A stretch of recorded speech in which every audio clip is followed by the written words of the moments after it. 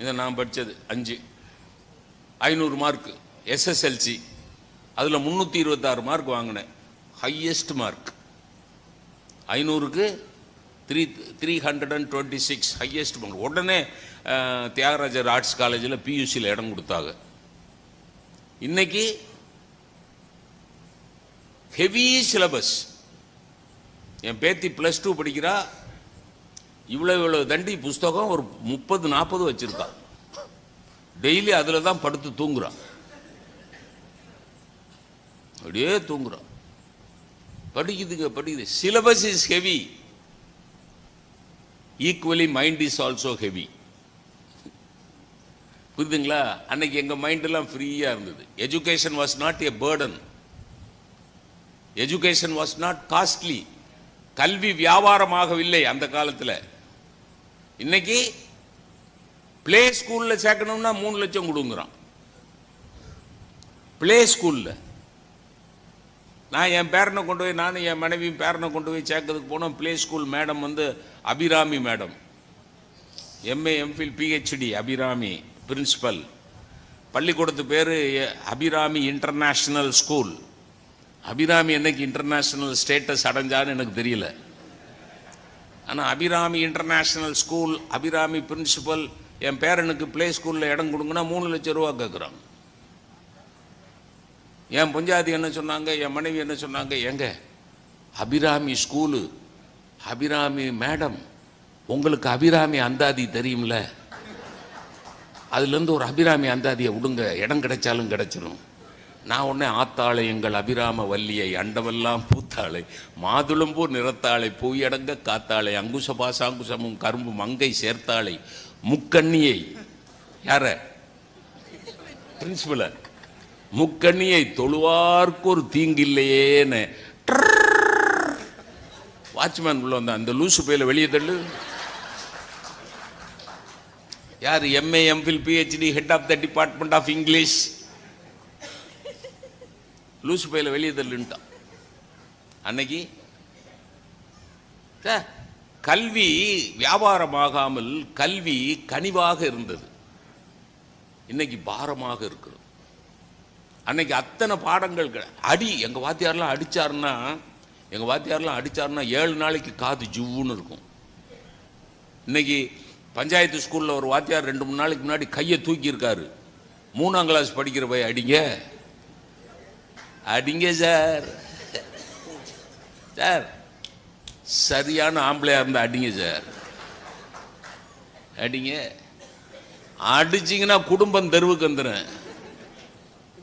அவர் அப்பவும் வெள்ளண்டியா யார் குடும்பம்டாங்கிறார்.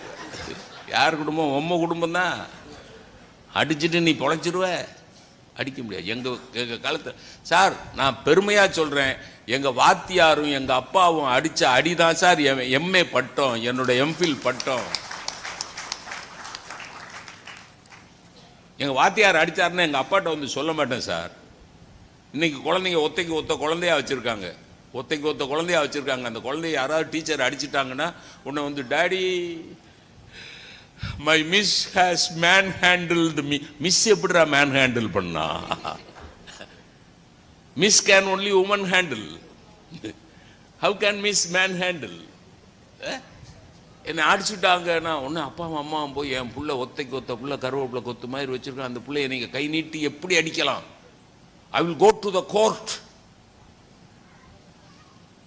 நான் என்னை அடித்தா எங்கள் அப்பாட்ட வந்து சொல்ல மாட்டேன். ஏன் தெரியுமா? ஏன்? எங்கள் அப்பாவும் தூக்கி போட்டு மிதிப்பார். எங்கள் அப்பா என்னை போட்டு அடிப்பார். என்ன சொல்லி அடிப்பார் தெரியுமா? அதான் முக்கியம். அந்த காலத்துக்கு இந்த காலத்துக்குள்ள வித்தியாசம். என்ன சொல்லி அடிப்பார் தெரியுமா? படித்த வாத்தியார் நீ தப்பு பண்ணாம அடிப்பாரா? அதான் முக்கியம். அப்போ வாத்தியார் படித்தவர். இன்னைக்கு வாத்தியார் படித்தவர் தான், ஆனால் போக்சோ சட்டத்தில் கைதாகிறார்.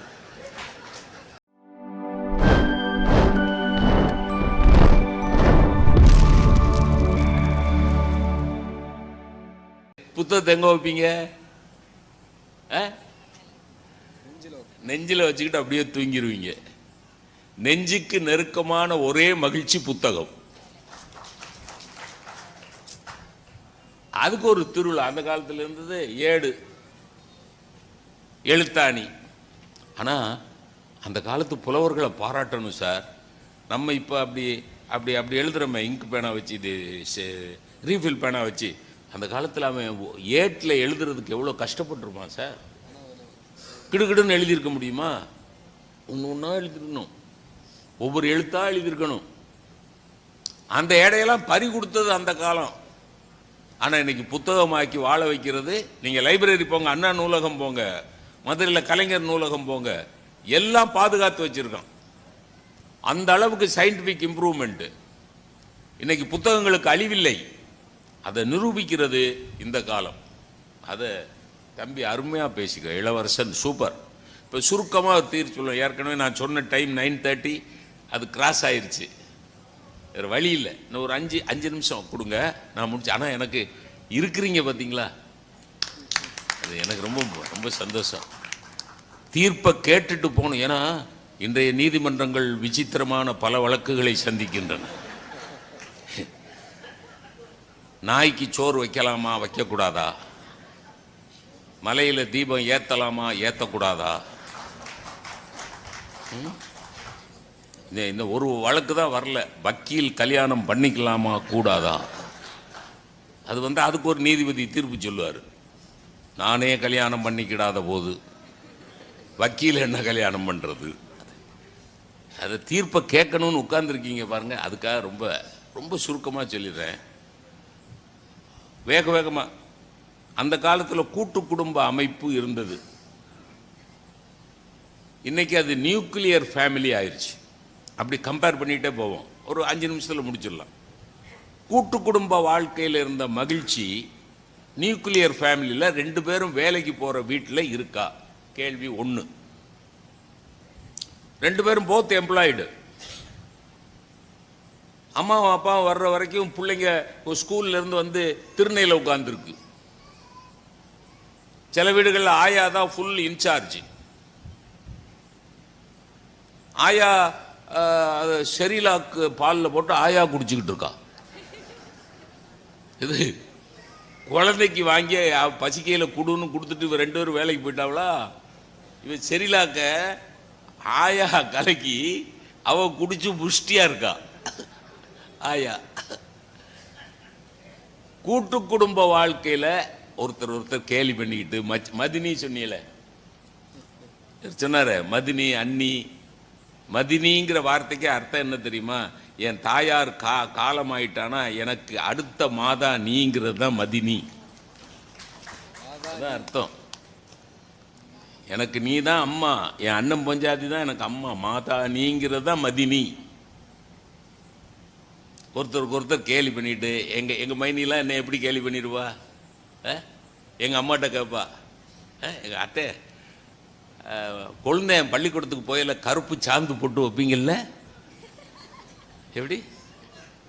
நாங்கள் பள்ளிக்கூடத்துக்கு போயில என் மேலே திருஷ்டி பட்டுறப்படாதான், அதுக்காக சிரட்டையில் கருப்பு சாந்த கரைச்சி இங்கே. எங்கள் ஐயா என்ன சொல்லியிருப்பாரு? மொத்தத்துக்கே அவன் போனாலே போதுமே, திருஷ்டி படாதே, அப்புறம் என்ன கருப்பு சாந்து. ஒரு பொங்கல் அன்னைக்கு, ஒரு தீபாவளி அன்னைக்கு எல்லாருமா சேர்ந்து உட்கார்ந்து சாப்பிட்டு அவனுக்கு கொஞ்சம் அதை அவன் பரமசிவத்துக்கு அவியல் பிடிக்கும்ல, கூட கொஞ்சம் வைய, கூட கொஞ்சம் வை, என்ன இமிக்கி வைக்க, நல்லா வை, பார்த்து சாப்பிடுங்க குழந்தனார, விக்கிக்கிட போகுது.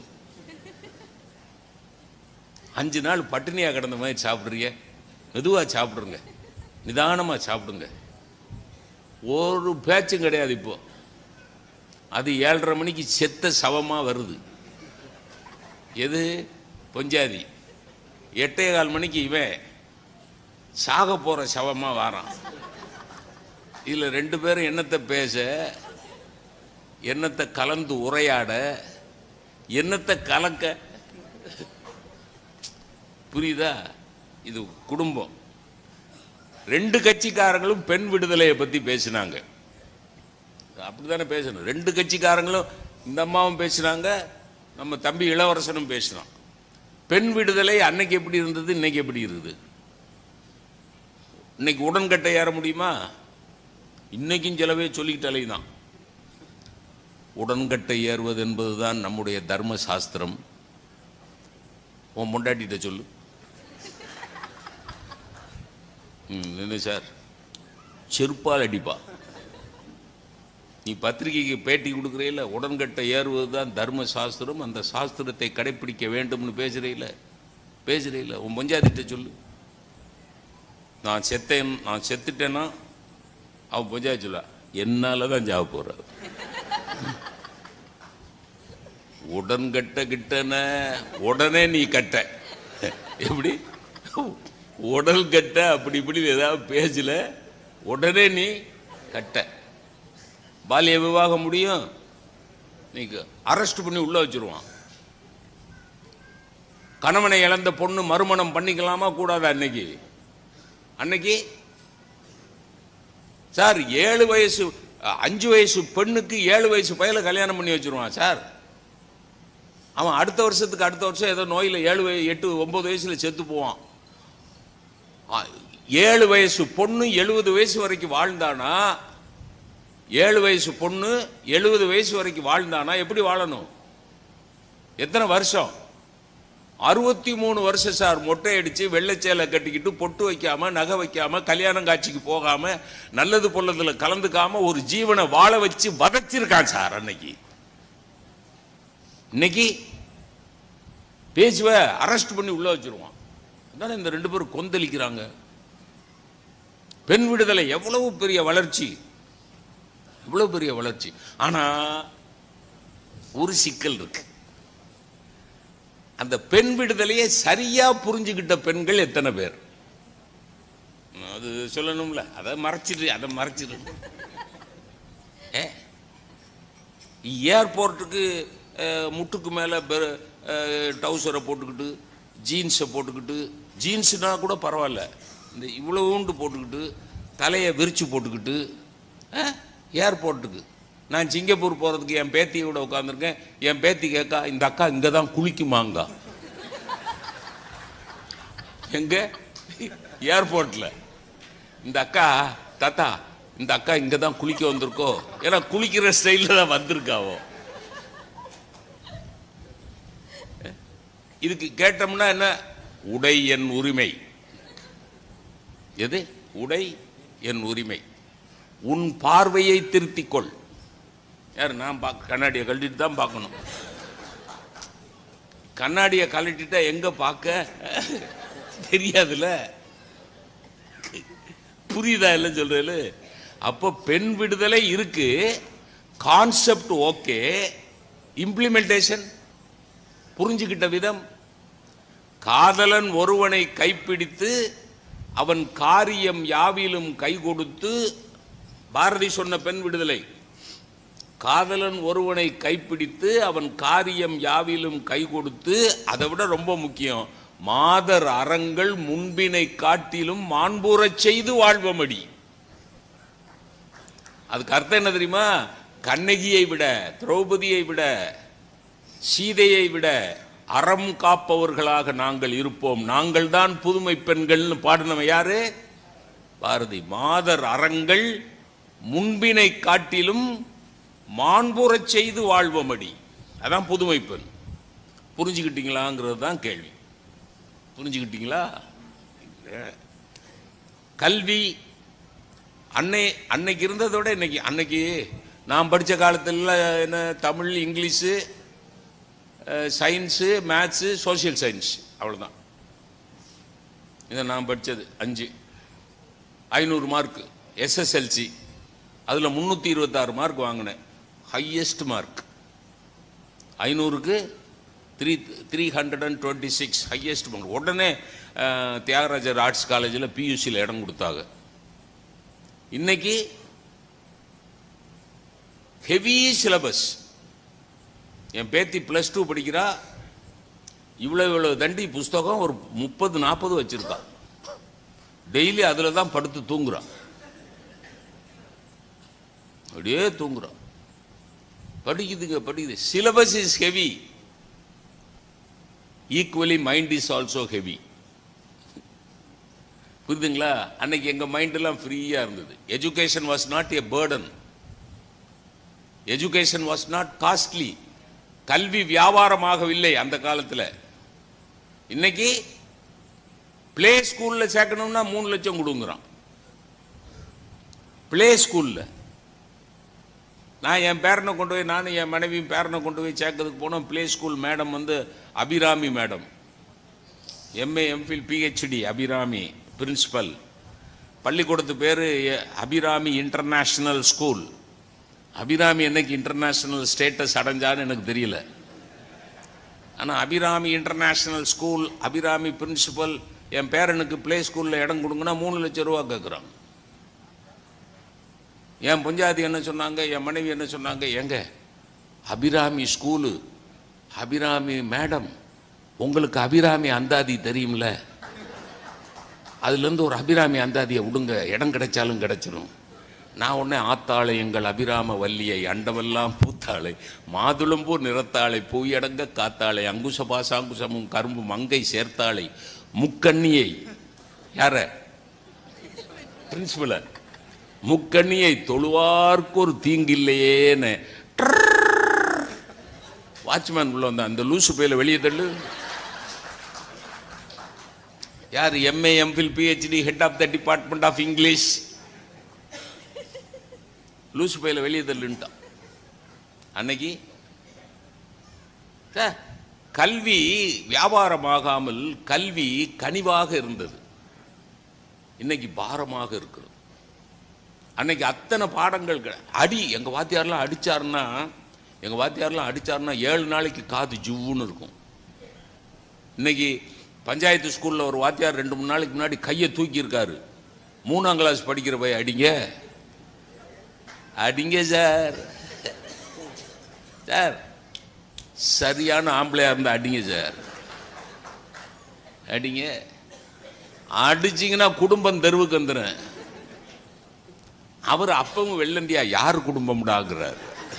யார் குடும்பம்? உம்ம குடும்பம் தான். அடிச்சுட்டு நீ பொழைச்சிருவ, அடிக்க முடியாது. எங்க காலத்து சார், நான் பெருமையா சொல்றேன், எங்க வாத்தியாரும் எங்க அப்பாவும் அடிச்ச அடிதான் சார் எம்ஏ பட்டம், என்னோட எம்ஃபில் பட்டம். எங்க வாத்தியார் அடிச்சாருன்னா எங்க அப்பாட்ட வந்து சொல்ல மாட்டேன் சார். இன்னைக்கு குழந்தைங்க ஒத்தைக்கு ஒத்த குழந்தையா வச்சிருக்காங்க, ஒத்தைக்கு ஒத்த குழந்தையா வச்சிருக்காங்க. அந்த குழந்தைய யாராவது டீச்சர் அடிச்சிட்டாங்கன்னா உன்னை வந்து daddy my miss has man handled me. Miss எப்படிடா மேன் ஹேண்டில் பண்ணா? Miss can only woman handle. How can miss man handle? என்னை அடிச்சுட்டாங்கன்னா ஒன்று அப்பாவும் அம்மாவும் போய் என் புள்ள ஒத்தைக்கு ஒத்த புள்ள கருவேப்பிலை கொத்து மாதிரி வச்சிருக்கேன், அந்த பிள்ளைய நீங்க கை நீட்டி எப்படி அடிக்கலாம்? I will go to the court. நான் என்னை அடிச்சா எங்க அப்பாட்ட வந்து சொல்ல மாட்டேன். ஏன் தெரியுமா? ஏன்? எங்க அப்பாவும் தூக்கி போட்டு மிதிப்பாரு, எங்க அப்பா என்னை போட்டு அடிப்பாரு. என்ன சொல்லி அடிப்பாரு தெரியுமா? அதான் முக்கியம். அந்த காலத்துக்கு இந்த காலத்துக்குள்ள வித்தியாசம். என்ன சொல்லி அடிப்பார் தெரியுமா? படிச்ச வாத்தியார் நீ தப்பு பண்ணாம அடிப்பாரா? அதான் முக்கியம். அப்ப வாத்தியார் படிச்சவர். இன்னைக்கு வாத்தியார் படிச்சவர் தான், ஆனா போக்சோ சட்டத்தில் கைதாகிறார். இதுதான் இல்லையா? என்ன சார் இருக்கா இல்லையா? டெய்லி வருது சார். ஆசிரியருங்கிறவன் யார் சார்? குற்றத்தை நீக்குகிறவன் தான் ஆசிரியன். ஆசிரியன் குரு அப்படின்னா இருளை போக்குகிறவன். இருளை போக்குகிறவனே இருட்டா இருந்தா எப்படி சார்? கல்வி போச்சு. பக்தி கூட்டம் கூட்டமா போறான். பச்சை வெட்டியை கட்டிட்டு போறான், சிவப்பு வெட்டியை கட்டிட்டு போறான், கருப்பு வெட்டியை கட்டிட்டு போறான், கூட்டம் கூட்டமா போறான். அந்த காலத்துல பக்திக்கு ஞானசம்பந்த பெருமான் தேவாரத்தில் எப்படி பக்தி செய்யணும்னு சொன்னார் தெரியுமா? காதலாகி கசிந்து கண்ணீர் மல்கி ஓதுதல், அதான் பக்தி. கரகரன்னு கண்ணீர் வரணும், மனம் கசியணும், அதான் பக்தி. இன்னைக்கு நம்ம தென்காசி கோயிலை சுத்தி ஐயப்பமாரு சாவம் ஏய் சாவம் ஏய், அவரு ஐயப்பனை யோசிக்கிறாரு, யாரு என்னடா ரவுடியை கூப்பிடுற மாதிரி கூப்பிடுறாங்க சார், சாமியே அப்படின்னா என் உடம்பு அப்படியே புல்லரிக்கணும் சார். அதான் சார் பக்தி. அதான் பக்தி. இன்னைக்கு சாமியை சாமியோ. அந்த காலத்தில் குறவும் குறத்தி தான் அப்படி கூப்பிடுவாங்க. அது சொன்னால் சண்டைக்கு வந்துடுவான், சாதியை சொல்லிட்டான்னு. அது சொல்றது அப்படிதான் சொல்லுவோம், பக்தி.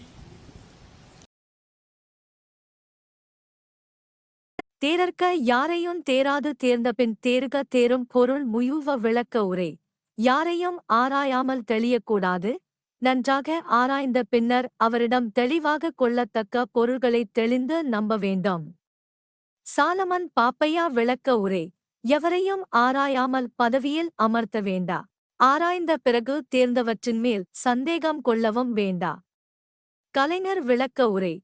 நன்கு ஆராய்ந்து தெளிந்த பிறகு ஒருவரிடம் நம்பிக்கை வைக்க வேண்டும். ஆராய்ந்து பாராமல் யாரையும் நம்பிவிடக்கூடாது. தேரற்க யாரையும் தேராது தேர்ந்தபின் தேறுக தேரும் பொருள் முயுவ விளக்க உரை. யாரையும் ஆராயாமல் தெளியக்கூடாது. நன்றாக ஆராய்ந்த பின்னர் அவரிடம் தெளிவாக கொள்ளத்தக்க பொருள்களைத் தெளிந்து நம்ப வேண்டும். சாலமன் பாப்பையா விளக்க உரை. எவரையும் ஆராயாமல் பதவியில் அமர்த்த வேண்டா. ஆராய்ந்த பிறகு தேர்ந்தவற்றின் மேல் சந்தேகம் கொள்ளவும் வேண்டா. கலைஞர் விளக்க உரை. நன்கு ஆராய்ந்து தெளிந்த பிறகு ஒருவரிடம் நம்பிக்கை வைக்க வேண்டும். ஆராய்ந்து பாராமல் யாரையும் நம்பிவிடக்கூடாது. தேரற்க யாரையும் தேராது தேர்ந்தபின் தேறுக தேரும் பொருள் முயுவ விளக்க உரை. யாரையும் ஆராயாமல் தெளியக்கூடாது. நன்றாக ஆராய்ந்த பின்னர் அவரிடம் தெளிவாக கொள்ளத்தக்க பொருள்களைத் தெளிந்து நம்ப வேண்டும். சாலமன் பாப்பையா விளக்க உரை. எவரையும் ஆராயாமல் பதவியில் அமர்த்த வேண்டா. ஆராய்ந்த பிறகு தேர்ந்தவற்றின் மேல் சந்தேகம் கொள்ளவும் வேண்டா. கலைஞர் விளக்க உரை. நன்கு ஆராய்ந்து தெளிந்த பிறகு ஒருவரிடம் நம்பிக்கை வைக்க வேண்டும். ஆராய்ந்து பாராமல் யாரையும் நம்பிவிடக்கூடாது. தேரற்க யாரையும் தேராது தேர்ந்தபின் தேறுக தேரும் பொருள் முயுவ விளக்க உரை. யாரையும் ஆராயாமல் தெளியக்கூடாது. நன்றாக ஆராய்ந்த பின்னர் அவரிடம் தெளிவாக கொள்ளத்தக்க பொருள்களைத் தெளிந்து நம்ப வேண்டும். சாலமன் பாப்பையா விளக்க உரை. எவரையும் ஆராயாமல் பதவியில் அமர்த்த வேண்டா. ஆராய்ந்த பிறகு தேர்ந்தவற்றின் மேல் சந்தேகம் கொள்ளவும் வேண்டா. கலைஞர் விளக்க உரை. நன்கு ஆராய்ந்து தெளிந்த பிறகு ஒருவரிடம் நம்பிக்கை வைக்க வேண்டும். ஆராய்ந்து பாராமல் யாரையும் நம்பிவிடக்கூடாது. தேரற்க யாரையும் தேராது தேர்ந்தபின் தேறுக தேரும் பொருள் முயுவ விளக்க உரை. யாரையும் ஆராயாமல் தெளியக்கூடாது. நன்றாக ஆராய்ந்த பின்னர் அவரிடம் தெளிவாக கொள்ளத்தக்க பொருள்களைத் தெளிந்து நம்ப வேண்டும். சாலமன் பாப்பையா விளக்க உரை. எவரையும் ஆராயாமல் பதவியில் அமர்த்த வேண்டா. ஆராய்ந்த பிறகு தேர்ந்தவற்றின் மேல் சந்தேகம் கொள்ளவும் வேண்டா. கலைஞர் விளக்க உரை. நன்கு ஆராய்ந்து தெளிந்த பிறகு ஒருவரிடம் நம்பிக்கை வைக்க வேண்டும். ஆராய்ந்து பாராமல் யாரையும் நம்பிவிடக்கூடாது. தேரற்க யாரையும் தேராது தேர்ந்தபின் தேறுக தேரும் பொருள் முயுவ விளக்க உரை. யாரையும் ஆராயாமல் தெளியக்கூடாது. நன்றாக ஆராய்ந்த பின்னர் அவரிடம் தெளிவாக கொள்ளத்தக்க பொருள்களைத் தெளிந்து நம்ப வேண்டும். சாலமன் பாப்பையா விளக்க உரை. எவரையும் ஆராயாமல் பதவியில் அமர்த்த வேண்டா. ஆராய்ந்த பிறகு தேர்ந்தவற்றின் மேல் சந்தேகம் கொள்ளவும் வேண்டா. கலைஞர் விளக்க உரை. நன்கு ஆராய்ந்து தெளிந்த பிறகு ஒருவரிடம் நம்பிக்கை வைக்க வேண்டும். ஆராய்ந்து பாராமல் யாரையும் நம்பிவிடக்கூடாது. தேரற்க யாரையும் தேராது தேர்ந்தபின் தேறுக தேரும் பொருள் முயுவ விளக்க உரை. யாரையும் ஆராயாமல் தெளியக்கூடாது. நன்றாக ஆராய்ந்த பின்னர் அவரிடம் தெளிவாக கொள்ளத்தக்க பொருள்களைத் தெளிந்து நம்ப வேண்டும். சாலமன் பாப்பையா விளக்க உரை. எவரையும் ஆராயாமல் பதவியில் அமர்த்த வேண்டா. ஆராய்ந்த பிறகு தேர்ந்தவற்றின் மேல் சந்தேகம் கொள்ளவும் வேண்டா. கலைஞர் விளக்க உரை. நன்கு ஆராய்ந்து தெளிந்த பிறகு ஒருவரிடம் நம்பிக்கை வைக்க வேண்டும். ஆராய்ந்து பாராமல் யாரையும் நம்பிவிடக்கூடாது. தேரற்க யாரையும் தேராது தேர்ந்தபின் தேறுக தேரும் பொருள் முயுவ விளக்க உரை. யாரையும் ஆராயாமல் தெளியக்கூடாது. நன்றாக ஆராய்ந்த பின்னர் அவரிடம் தெளிவாக கொள்ளத்தக்க பொருள்களைத் தெளிந்து நம்ப வேண்டும். சாலமன் பாப்பையா விளக்க உரை. எவரையும் ஆராயாமல் பதவியில் அமர்த்த வேண்டா. ஆராய்ந்த பிறகு தேர்ந்தவற்றின் மேல் சந்தேகம் கொள்ளவும் வேண்டா.